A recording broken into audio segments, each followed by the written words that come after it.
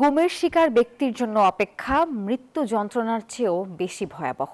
BNP chairman Tarique রহমানের সামনে গুমের এমন অভিজ্ঞতা তুলে ধরলেন ভুক্তভোগী পরিবারের সদস্যরা।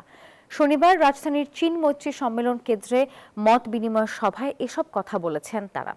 আর আমরা বিএনপি পরিবার ও মায়ের ডাকের যৌথ উদ্যোগে এই আয়োজন করা হয়। এতে সরকারের ন্যায় বিচার সংক্রান্ত পদক্ষেপ নিয়েও আলোচনা হয়েছে। সভার আগে গুম খুন নিয়ে আলোচিত একটি আলোকচিত্র প্রদর্শনী ঘুরে দেখেন তারেক রহমান।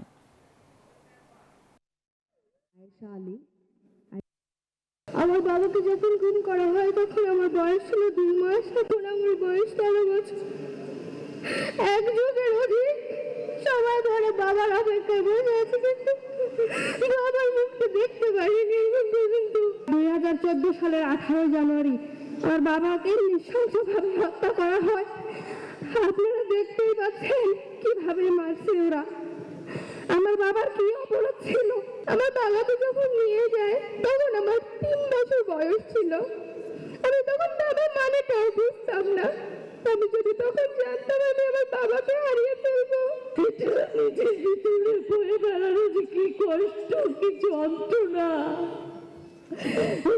শুধুমাত্র আমরা জানি, আমরা বুঝতে পারি। আমরা কি এখন তাকে মৃত বলে ধরে নেব নাকি শহীদ হিসেবে ধরে নেব? আমি তো তারেক রহমান স্যারের কাছে জানতে চাই।